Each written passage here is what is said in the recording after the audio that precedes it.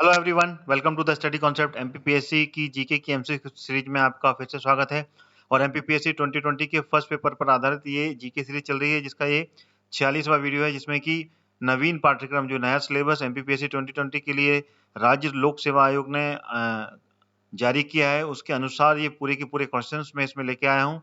तो वीडियो को अंत तक जरूर देखिएगा और लगातार मेरी इस सीरीज से जुड़े रहें, जिसमें कि ये सारे क्वेश्चंस मैं कवर कर रहा हूँ रेगुलर, और डेली ये वीडियो एक अपलोड हो रहा है जिसमें कि सारे इंपॉर्टेंट क्वेश्चंस मैं कवर कर रहा हूँ। तो मेरा चैनल स्टडी कॉन्सेप्ट आप सब्सक्राइब कर लीजिए ऑल नोटिफिकेशन के साथ में। ऑल का रेडियो बटन आपको क्लिक करना है, देन उसके बाद में आपको सब्सक्राइब का बटन क्लिक करना है। और साथ ही साथ मेरा जो टेलीग्राम का चैनल है, जिसका लिंक आपको इस वीडियो के नीचे मिल जाएगा, उसमें जरूर ज्वाइन हो जाइए, ठीक है। जिसमें कि आपको सारे वीडियोस, जितने भी वीडियोस मैं अपलोड कर रहा हूँ, उसके लिंक आपको उसमें मिल जाएंगे। वहां से भी आप क्लिक करके ये सारे वीडियोस देख सकते हैं। तो टेलीग्राम का चैनल भी आपको चैनल का लिंक आपको इस वीडियो के नीचे मिल जाएगा, ठीक है। तो शुरू करता हूँ ये 46वां वीडियो, जिसमें कि आपको इंपॉर्टेंट क्वेश्चंस पूरे कवर हो रहे हैं। साथ ही साथ वीडियो को आप लाइक भी कीजिए और शेयर भी कीजिए। चलिए शुरू करता हूँ 46th वीडियो। लीजिए आ गया पहला प्रश्न आपके सामने। मध्य प्रदेश में पंचायती राज अधिनियम विधानसभा में के द्वारा कब पारित हुआ था? ऑप्शन आपके सामने है। 29 दिसंबर 1993, 30 दिसंबर 1993, या फिर 31 दिसंबर 1993, या फिर 28 दिसंबर 1993। तो इसका जो सही विकल्प है वो कौन सा? Which one is the correct answer? तो इसका B option is the correct answer, नहीं कि 30 दिसंबर 1993 को विधानसभा में पंचायती राज अधिनियम पारित किया गया था, ठीक है ना। और जिसके तहत त्रिस्तरीय, ध्यान रखिएगा, त्रिस्तरीय जो पंचायती राज व्यवस्था है वो लागू की गई थी, ठीक है ना।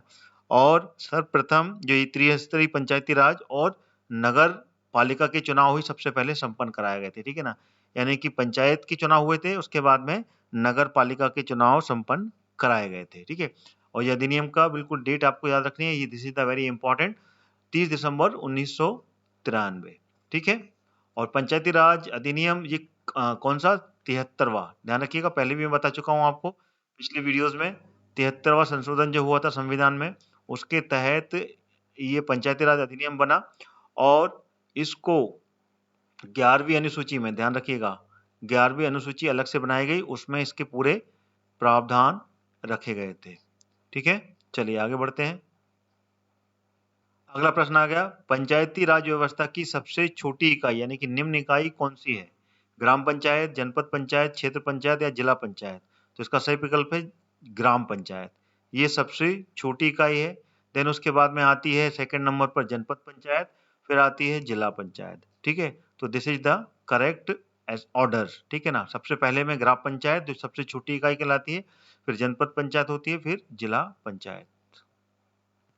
अगला प्रश्न आ गया तीसरा, थर्ड क्वेश्चन। वर्ष 2011 की जनगणना के अनुसार मध्य प्रदेश में जो नगरीय जनसंख्या है वो कितनी है? 2 करोड़, 2.5 करोड़, 1.7 करोड़, या फिर 1.8 करोड़? तो इसका जो सही विकल्प है वो है 2 crore, this is the correct answer. नगर जितने भी शहर हैं, ठीक है ना, शहरों की जनसंख्या का जो कैलकुलेशन किया जाया, तो उसमें 2011 की जनगणना के आंकड़ों के मुताबिक जितने भी शहर है उसमें 2 करोड़ आबादी निवास करती है। और बाकी रेस्ट जितनी भी बची हुई जनसंख्या है जो मध्य प्रदेश की है, वो गांव में निवास करती है। अगर कुल जनसंख्या का देखा जाए तो कुल जनसंख्या का 27.6% जो क्राउड है वो शहर में निवास करता है ना, शहरी क्षेत्र में रहता है। बाकी ग्रामीण क्षेत्र में जो निवास करता है वो उसका जो आंकड़ा है वो है 72.4%, ठीक है ना। यानी कि मध्य प्रदेश में ज्यादातर आबादी गांव में निवास करती है, ठीक है ना, जो कि है कितना? 2 करोड़ तो ये हो गया। बाकी का शहर में जो हो गया वो हो गया 5.25 करोड़, ठीक है ना। ये जो है ये गांव में निवास करती है जनसंख्या मध्य प्रदेश में, ठीक है। चलिए आगे बढ़ते हैं। अगला प्रश्न आ गया, रिगाटा किस खेल से संबंधित एक शब्द है? कराटे, पोलो, नौकायान, या फिर घुड़सवारी? तो इसका सही विकल्प है नौकायान। नौकायान से संबंधित ये शब्द है जिसको बोलते हैं रिगाटा। और पूरे भारत में अगर इसकी जो प्रतियोगिता होती है नौकायान की, वो सबसे ज्यादा पॉपुलर है केरल में, ठीक है ना। केरल में होती है ये, जो बहुत बड़ी बड़ी नौका होती हैं उसमें, ठीक है ना। काफी लोग उसमें एक साथ सवार होके नौकायन में पार्टिसिपेट करते हैं और चप्पू चला के उस रेस को जीतने का पूरा प्रयास करते हैं। ठीक है, अगला प्रश्न आ गया, ओंकारेश्वर जल विद्युत संयंत्र से कितनी ऊर्जा उत्पन्न होती है? 450 मेगावाट, 520 मेगावाट, 670 मेगावाट या फिर 1000 मेगावाट। तो इसका सही विकल्प कौन सा है? तो इसका सही विकल्प है बी, 520 मेगावाट विद्युत का उत्पादन होता है, जो कि है जल विद्युत केंद्र। ठीक है ना, जल विद्युत से होता है। और ये कहाँ पर है? ये है पूर्वी निमाड़, यानी कि पूर्वी निमाड़ कहाँ हो गया? ये हो गया खंडवा। ठीक है ना, ओंकारेश्वर कहाँ पर है? ये खंडवा में है। ठीक है, वहां पर है ये स्थित, जिसमें कि 520 मेगावाट बिजली का उत्पादन किया जाता है। जल विद्युत केंद्र है ये। ठीक है ना, यानी कि पन बिजली योजना, पानी से बिजली बनाने वाली योजना, जो कि किस नदी पर है? ये नर्मदा नदी पर। ठीक है ना, नर्मदा नदी पर संचालित की जाती है बांध बनाकर। ओंकारेश्वर में एक बांध बनाया गया, फिर उसके बाद में इससे बिजली उत्पादन की जा रही है। अगला प्रश्न आ गया, मध्य प्रदेश देश की किस फसल का सबसे अधिक उत्पादन करता है? चावल, गेहूं, ज्वार या सोयाबीन? तो इसका सही विकल्प है सोयाबीन। पूरे देश का 88% सोयाबीन का अगर उत्पादन कोई प्रदेश करता है तो वो करता है मध्य प्रदेश। ठीक है, सबसे ज्यादा, इसलिए मध्य प्रदेश को क्या सोया स्टेट के नाम से भी जाना जाता है। सोया स्टेट भी बोलते हैं इसको, है ना। सोयाबीन की अधिक पैदावार करने वाला क्षेत्र है ना। और सोयाबीन के लिए किस मिट्टी की सबसे ज्यादा आवश्यकता होती है? वो होती है काली मिट्टी। यहाँ काली मिट्टी होती है, वहां पे सोयाबीन सबसे अधिक होती है।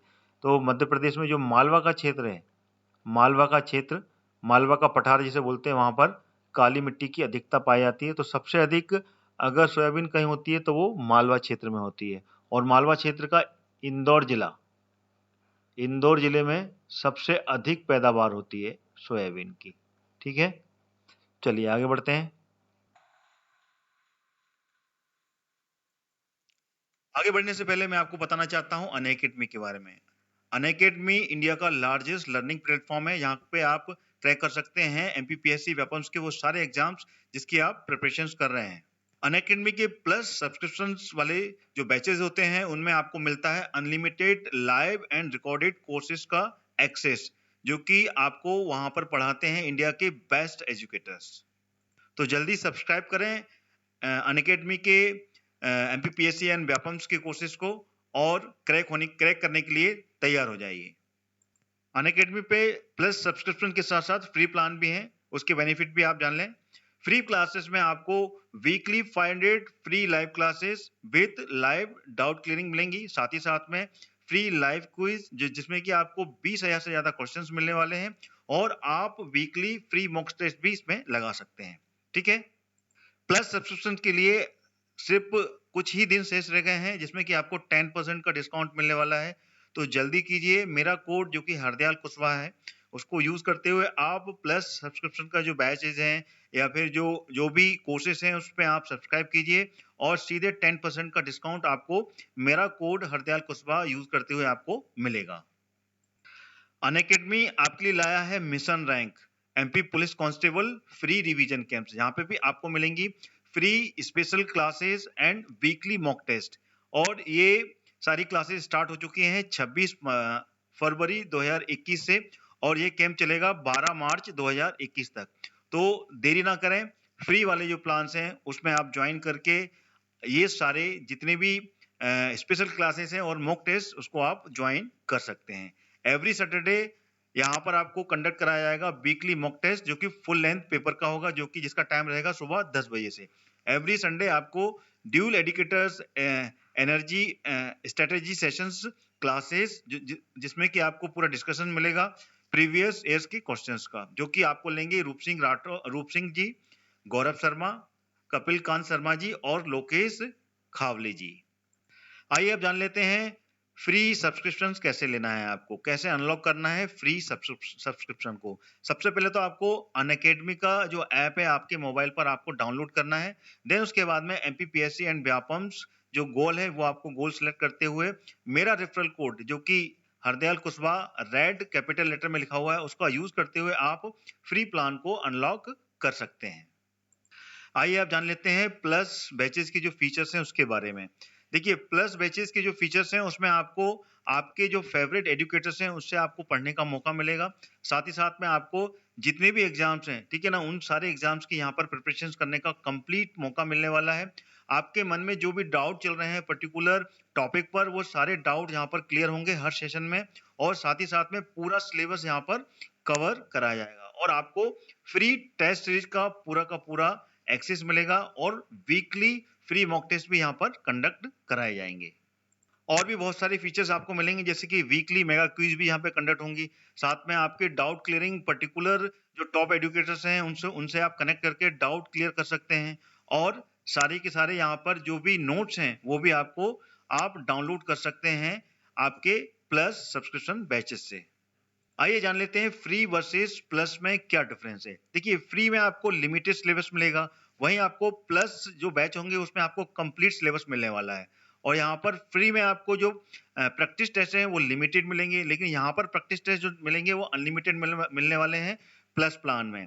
और फ्री में आपको जो पीडीएफ और नोट्स हैं वो लिमिटेड रहते हैं, और यहाँ पर जो प्लस बैचेस होते हैं वहां पर आपको अनलिमिटेड पीडीएफ और नोट्स एक्सेस करने का पूरा मौका मिलता है। वहीं पे फ्री प्लान में आपको जो डाउट क्लियरिंग सेशन होते हैं टॉप एजुकेटर्स के, वो लिमिटेड होते हैं, और यहाँ पर आपको टॉप एजुकेटर्स जो कि प्लस प्लान है रेगुलर आपके डाउट क्लियर करते हैं हर सेशन में। अनअकैडमी अब आपके लिए लाया है लक्ष्य एमपीपीएससी 2020, जिसमें कि आपको एमपीपीएससी के फाउंडेशन कोर्स और प्रीलिम्स व मेंस के आंसर राइटिंग की प्रैक्टिस कराई जाएगी, वो भी हिंदी में। अच्छा, ये बैच स्टार्ट हो चुका है 5 मार्च से, तो अभी भी देरी नहीं हुई है, इस बैच को भी आप ज्वाइन कर सकते हैं। और मेरा रेफरल कोड जो कि हरदयाल कुशवाहा कैपिटल लेटर में लिखा हुआ है उसको यूज करते हुए आप 10% का कोर्सेज में प्लस कोर्सेज में डिस्काउंट पा सकते हैं। तो जल्दी कीजिए और अपने लक्ष्य की तैयारी पूरी कीजिए। आइए जान लेते हैं अनअकैडमी का प्लस सब्सक्रिप्शन कैसे लेना है। सबसे पहले आपको अनअकैडमी का ऐप डाउनलोड करना है, जो कि मैं आपको बता चुका हूं। उसके बाद में वहां पे आपको एमपीपीएससी व्यापम्स सिलेक्ट करने के बाद प्लस सब्सक्रिप्शन में जाना है, और वहां से जो गेट सब्सक्रिप्शन का बटन है प्लस वाला वो क्लिक करना है, जिससे आपको प्लस का जो सब्सक्रिप्शन है वो मिल जाएगा। और इसमें भी आपको 10% का डिस्काउंट मिलेगा जैसे ही आप मेरा referral code Hardayal Kushwaha use करेंगे। जो भी कोर्स होगा उसमें आपको सीधे 10% का डिस्काउंट फीस में मिलने वाला है। तो जल्दी कीजिए, मौका हाथ से छूटने ना पाए, क्योंकि कुछ ही दिन शेष रह गए हैं जिसमें कि आपको 10% डिस्काउंट मिलेगा प्लस कोर्सेज में। और मेरा रेफरल कोड यूज कीजिए, और सारे कोर्स आपके monthly 3 month, 6 month, 12 month, 24 month, 36 month और 48 मंथ्स के हैं, जिसमें कि आपको सीधे 10% की डिस्काउंट के बाद में जो प्राइस सामने लिखा हुआ है वो आपको उस प्राइजेस में आपको ये कोर्सेज मिलने वाले हैं। तो जल्दी ही डाउनलोड कीजिए अनअकैडमी का ऐप और क्रैक करने के लिए तैयार हो जाइए एमपीपीएससी व्यापम के सारे एग्जाम्स के लिए। अगला प्रश्न आ गया, मध्य प्रदेश में छाता उद्योग के लिए कौन सा जिला प्रसिद्ध है? महू, उज्जैन, इंदौर या फिर नागदा? तो इसका सही विकल्प है महू। महू जो कि इंदौर जिले के अंतर्गत आता है। इंदौर जिले की तहसील है महू, और वहां पर छाता उद्योग स्थापित किया गया है। ठीक है, this is the correct answer. अगला क्वेश्चन आ गया आपके सामने 8वां, वर्ल्ड हैप्पीनेस इंडेक्स 2020 में भारत का कौन सा स्थान है? 94वां, 144, 109 या फिर 148?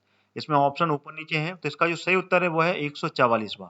भारत का 144वां स्थान आया है, ठीक है ना, वर्ल्ड हैप्पीनेस इंडेक्स में।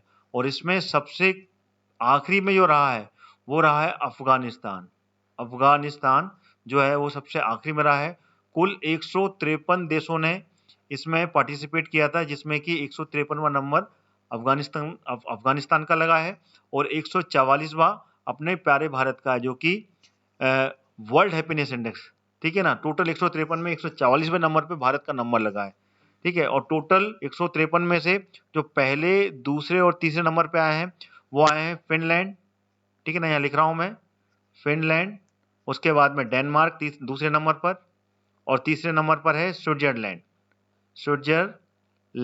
ठीक है ना। ये 3 फर्स्ट, सेकंड, थर्ड आए हैं, और टोटल 153 में 144वां, यानी कि कोई अच्छी रैंक नहीं है भारत की भी वर्ल्ड हैप्पीनेस इंडेक्स में, यानी कि यहाँ पर भी काफी मात्रा में दुखी हैं लोग, और सबसे ज्यादा दुखी तो कंट्री अपनी अफगानिस्तान है। ठीक है, चलिए अगला प्रश्न आ गया, केंद्र सरकार के द्वारा फरवरी 2020 में प्रवासी भारतीय केंद्र का नाम बदलकर क्या रखा गया है? सुषमा स्वराज भवन, जॉर्ज फर्नांडिस भवन, अरुण जेटली भवन या पंडित दीनदयाल भवन?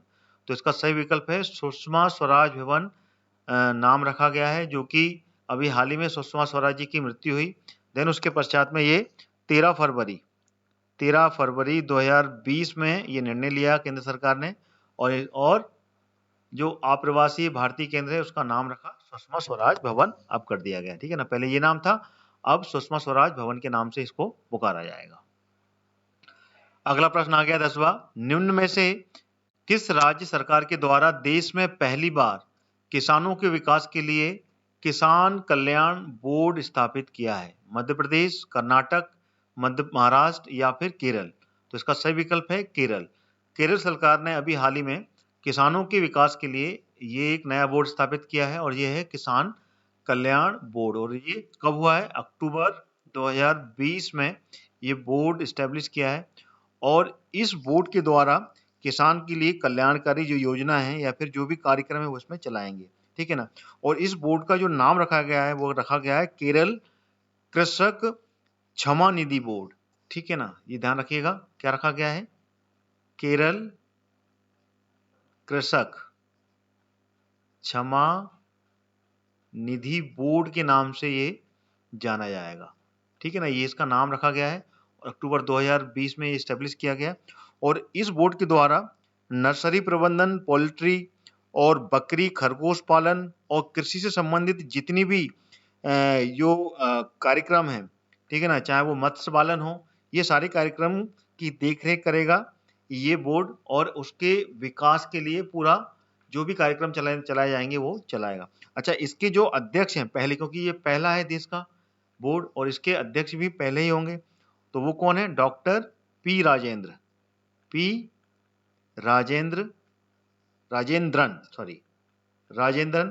ये पहले अध्यक्ष हैं जो कि इस बोर्ड के, किसान कल्याण बोर्ड या फिर केरल कृषक क्षमा निधि बोर्ड। ठीक है, चलिए अगला प्रश्न आ गया, मध्य प्रदेश राज्य सरकार के द्वारा किस स्वतंत्रता सेनानी की जयंती के स्मरणोत्सव यानी कि यादगार जयंती मनाने हेतु 15 नवंबर को जनजातीय गौरव दिवस मनाने का निर्णय लिया? यानी कि हर वर्ष अब 15 नवंबर को जनजातीय गौरव दिवस मनाया जाएगा। तो वो कौन से स्वतंत्रता सेनानी हैं? ऑप्शन है आपके सामने, बिरसा मुंडा, कैप्टन रूप सिंह, सुभाष चंद्र बोस या फिर चंद्रशेखर आजाद? तो इनका सही विकल्प है आंसर बिरसा मुंडा। बिरसा मुंडा के, ठीक है ना, याद में 15 नवंबर को, ठीक है ना, 15 नवंबर जिस दिन बिरसा मुंडा जी का जन्म हुआ था, ठीक है ना, 15 नवंबर को ही ये जन्मे थे, और उनकी जयंती के शुभ अवसर पर मध्य प्रदेश सरकार ने ये निर्णय लिया कि हर वर्ष 15 नवंबर को जनजातीय गौरव दिवस मनाया जाएगा, क्योंकि ये जनजातीय क्षेत्र से थे और ट्राइबल थे ये, तो जितने भी शेड्यूल्ड ट्राइब हैं, ठीक है ना, उसमें ये स्वतंत्रता सेनानी थे, और उसके जितने भी जो भी आंदोलन किए थे उसमें इन्होंने आगे बढ़कर पार्टिसिपेशन किया था। ठीक है, और इन्हीं के जो जन समुदाय हैं उनके बच्चों के लिए इस समय, ठीक है ना, हॉस्टल की भी के लिए भी संचालन किया, और साथ ही साथ में एक फिल्म, ठीक है ना, एक फिल्म भी लॉन्च की इस टाइम पर, एक छोटी सी मिनी लघु फिल्म जिसका नाम था रणवांकुरे। नाम याद नहीं आ रहा था, रणवांकुरे, हाँ, रणवांकुरे नाम की एक लघु फिल्म भी यहाँ पर, ठीक है ना, जारी की गई, जिसमें कि जनजाति नायकों के आत्मसम्मान पर ये आधारित थी। ठीक है ना, जितने भी हैं उस पर आधारित थी, इनकी पूरी इसमें एक लघु कथा इसमें संचालित की गई रणवांकुरे के नाम पर। ठीक है, ये सारे पॉइंट्स बहुत इंपॉर्टेंट हैं। अगला प्रश्न आ गया, कंप्यूटर पर आधारित है ये, डेटा और अनुदेश को प्रोसेस करके पहले कहाँ रखा जाता है? अनुदेश मतलब कि ऑर्डर्ड, ठीक है ना, डेटा और जो भी ऑर्डर मिलते हैं उनको सबसे पहले प्रोसेस करके कंप्यूटर में कहाँ रखा जाता है? मॉनिटर में, ऑप्शन है आपके सामने, मॉनिटर, सीपीयू, माइकर में या मेमोरी में? तो ये मेमोरी में सबसे पहले स्टोर होते हैं, देन उसके बाद में, ठीक है ना, मेमोरी, फिर उसके बाद में सेकेंडरी स्टोरेज डिवाइस में आते हैं। सबसे पहले प्राइमरी मेमोरी में, फिर सेकेंडरी स्टोरेज मेमोरी में इसको स्टोर किया जाता है। ठीक है, तो ये मेमोरी में ही स्टोर होते हैं। अगला प्रश्न आ गया 13वां, भारत सरकार के आपदा राहत केंद्र से कौन सा प्रदेश लाभान्वित नहीं होगा? कर्नाटक, उत्तर प्रदेश, त्रिपुरा या फिर उड़ीसा? तो इसका जो सही विकल्प है वो है उड़ीसा। उड़ीसा राज्य अभी केंद्र सरकार ने ये निर्णय लिया है कि उड़ीसा राज्य जो आपदा राहत केंद्र है, ठीक है ना, उसमें जो फायदा पहुंचाने वाले राज्य हैं उसमें उड़ीसा का नाम शामिल नहीं किया गया। बाकी कर्नाटक, उत्तर प्रदेश और त्रिपुरा ये तीनों राज्य इसमें शामिल किए गए हैं। इसके अलावा अन्य राज्य भी हैं इसमें, ठीक है ना, जिसमें कि कर्नाटक, उत्तर प्रदेश, त्रिपुरा तो है ही है, उसके साथ साथ मध्य प्रदेश, आसाम, ठीक है ना, यहाँ लिख रहा हूँ मैं, मध्य प्रदेश भी है इसमें, और दूसरा आसाम भी है।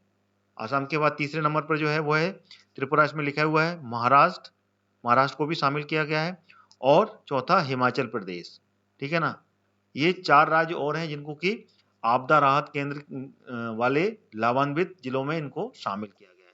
उड़ीसा इसमें शामिल नहीं हुआ। ये 7 राज्य हैं, 3 राज्य हो गए और 4 राज्य हो गए। इन पूरी की पूरे जितने भी 7 राज्य हैं इनमें इनको 59.8 करोड़ की राशि, ठीक है ना, मंजूर की है, जिसमें कि आपदा में इनको इन 7 राज्यों में डिस्ट्रीब्यूट की जानी है, ठीक है। अगला प्रश्न आ गया 14वां, 2020 में भारत के कितने समुद्री तटों को प्रतिष्ठित ब्लू फ्लैग, ध्यान रखिएगा, ब्लू फ्लैग सर्टिफिकेट से सम्मानित किया गया है? ये बहुत ही ज्यादा पॉपुलर ये सर्टिफिकेट है जो कि समुद्री तटों को दिया जाता है। तो कितने वो तट हैं जिनको कि सम्मानित किया गया है 2020 में? 3, 4, 8 या फिर 9? तो इसका जो सही विकल्प है वो है सी, 8 समुद्री तट हैं जिसको कि ये ब्लू फ्लैग सर्टिफिकेट डिस्ट्रीब्यूट किया गया है। और ये ब्लू फ्लैग जो एक सर्टिफिकेट है ये डेनमार्क की एक संस्था है जो कि उस पर्टिकुलर जितने भी तट हैं उसका जो इको लेवल है, यानी कि स्वच्छता में जो वहाँ पे क्लीननेस है उसका जो इको लेवल है उसको कैलकुलेट करती है। देन उसके आधार पर ये सर्टिफिकेट डिस्ट्रीब्यूट किया जाता है। तो ये 8 जो तट हैं भारत के समुद्री तट हैं वो कौन कौन से हैं वो मैं यहाँ लिख रहा हूँ, आप बिल्कुल याद कर लीजिएगा, या फिर रिवीजन बहुत जरूरी है, जितनी बार आप रिवीजन करेंगे उतनी बार ये याद होंगे। तो पहला जो है वह है गुजरात का शिवराजपुर, ठीक है ना, गुजरात का जो शिवराजपुर है, शिवराजपुर ये गुजरात का है, ठीक है। और दूसरा दीव का, ठीक है ना, जो दमन दीव है, दीव का घोगला, घोगला, ठीक है ना। और तीसरा नंबर कौन सा है? तीसरा है कर्नाटक का, कर्नाटक के 2 द्वीप हैं जिसको कि मिला है ये ब्लू फ्लैग सर्टिफिकेट, जो कि है कासरकोड, कासरकोड और पदुबिद्री, ठीक है ना, ये दोनों को मिला है। इसके बाद में केरल का कप्पड़ जो समुद्री तट है, ठीक है ना, कप्पड़ जो कि केरल में है, केरला में है, ठीक है। आंध्र प्रदेश का रूसीकंडा जो है ये एपी का है, आंध्र प्रदेश का तट है ये। और उसके बाद में उड़ीसा का गोल्डन, उड़ीसा में जो गोल्डन तट जिसे बोलते हैं गोल्डन, ठीक है ना, ये उड़ीसा का है। फिर 7वां नंबर जो है वो है निकोबार का राधा नगर, क्योंकि देखो 1, 2, 3, 4, 5, 6, 7 और ये 8वां ही हो गया क्योंकि 2 ये हो गए, और बाकी है अंडमान निकोबार का राधा नगर, ठीक है ना, राधा नगर, ठीक है। तो ये 8 हैं जिनको कि डेनमार्क की संस्था के द्वारा ये ब्लू फ्लैग दिया जाता है जो कि इको लेवल को चेक करती है, देन उसके बाद में ये सर्टिफिकेट डिस्ट्रीब्यूट करती है। 2020 के जो सर्टिफिकेट है वो इन सभी को समुद्री तट को दिए गए, ठीक है। अगला प्रश्न आ गया, राष्ट्रीय महिला आयोग के बारे में सत्य कथन कौन से हैं? ए, ये एक संवैधानिक सांविधिक संस्था है, सांविधिक निकाय है, या फिर आयोग की पहली अध्यक्षता जयंती पटनायक थी और इसका गठन 1992 में किया गया था, या फिर डी उपरोक्त सभी? तो इसका जो सही विकल्प है, ऊपर दिए हुए सारे विकल्प बिल्कुल सही हैं, यानी कि ये एक सांविधिक निकाय भी है और इस आयोग की पहली जो अध्यक्ष थी वो जयंती पटनायक थी, बिल्कुल सही है। और इस आयोग का जो गठन है वो जनवरी 1992 में किया गया था, जो कि 1990 का जो अधिनियम है, ठीक है, उस अधिनियम को पारित करने के बाद में संसद में ये राष्ट्रीय महिला आयोग का अधिनियम 1990 पारित हुआ था। देन उसके बाद में ये राष्ट्रीय महिला आयोग 1992 में इसका गठन किया गया था। और वर्तमान में राष्ट्रीय महिला आयोग के अध्यक्ष कौन है? वो है रेखा शर्मा, जो कि मैं आपको कमीशंस के बारे में जब पूरी क्लास ली थी और पूरे एमसीक्यू बताई थी तब मैंने आपको इसके बारे में जानकारी दी थी। अगर आपने वो कमीशंस के सारे एमसीक्यूज नहीं देखे हैं तो उनको आप जरूर देखिएगा। टेलीग्राम पर वो सारे के सारे वीडियोस आपको मिल जाएंगे। टेलीग्राम का जो मेरा चैनल है उसका लिंक आपको इस वीडियो के डिस्क्रिप्शन बॉक्स में मिल जाएगा। वहाँ से आप उस मेरे टेलीग्राम चैनल को भी ज्वाइन कर लीजिए, जिसमें कि लगातार आपको नोटिफिकेशन मिलते रहेंगे जो भी अपडेट आएंगे मेरे वीडियोस के, सारे वीडियोस के नोटिफिकेशंस, क्योंकि कई वीडियोस यूट्यूब के नोटिफिकेशंस नहीं मिल पाते हैं, मैंने देखा है। तो इसलिए मैंने टेलीग्राम चैनल भी स्टार्ट किया, यहाँ से कि आप मेरे सारे वीडियोस के नोटिफिकेशंस आपको मिल पाएंगे और एक भी वीडियोस आपका मिस नहीं होगा। तो कमीशंस के जितने भी वीडियोस हैं उनके नोटिफिकेशन आपको वहाँ पर मिलने वाले हैं। सारे वीडियोस पड़े हुए हैं, वहाँ से आप क्लिक करके वो सारे के सारे वीडियोस देख सकते हैं, जितने भी कमीशन है, क्योंकि 15-20 कमीशन हैं जो कि मध्य प्रदेश एमपीपीएससी में इस बार के वर्ष में शामिल किए गए हैं, जो कि नए सिलेबस में ऐड हुए हैं। वेरी इंपॉर्टेंट 15 से 20 क्वेश्चन उसमें से आने वाले हैं, तो सारे विद्यार्थी ध्यान लगाकर सुने। ये सारे क्वेश्चंस आपको अटेम्प्ट करने हैं, प्रॉपर तरीके से पूरा पढ़ लेना है, क्योंकि 20 क्वेश्चंस आपके बिल्कुल सही जाने वाले हैं। क्योंकि जो क्वेश्चंस मैंने उसमें दिए हुए हैं उससे अलग हटके कोई भी क्वेश्चंस कमीशंस का एग्जामिनर नहीं बना सकता। सारे क्वेश्चन मैंने उसमें कवर किए हैं, ठीक है। तो इसी के साथ में ये वीडियो यहीं पे खत्म होता है। लगातार मेरे टेलीग्राम चैनल के साथ में भी आप जुड़ जाएं और साथ ही साथ में मेरे इस चैनल को भी सब्सक्राइब कर लें। तो दोनों के माध्यम से आपको जो भी इंफॉर्मेशन मिलेगी, चाहे वो पीडीएफ हो, ठीक है ना, पीडीएफ भी आपको अपलोड होगी उस पर्टिकुलर टेलीग्राम चैनल पर, यहाँ से कि आप डायरेक्ट पीडीएफ भी डाउनलोड कर सकते हैं और मेरे स्टडी कॉन्सेप्ट चैनल को आप भी सब्सक्राइब कर लें। तो दोनों के साथ में आप जितना ज़्यादा जुड़ेंगे उतने ज़्यादा आपको information about MPPSC study and MPG के पार्ट, हर चीज के आपको यहाँ पर स्टडी का मटेरियल मिलने वाला है। तो जय हिंद दोस्तों, अगला वीडियो कल मैं आपके सामने फिर लेके आऊंगा एमपीपीएससी के अगले 15 क्वेश्चंस। तब तक ट्यून करके रखिए मेरा चैनल स्टडी कॉन्सेप्ट।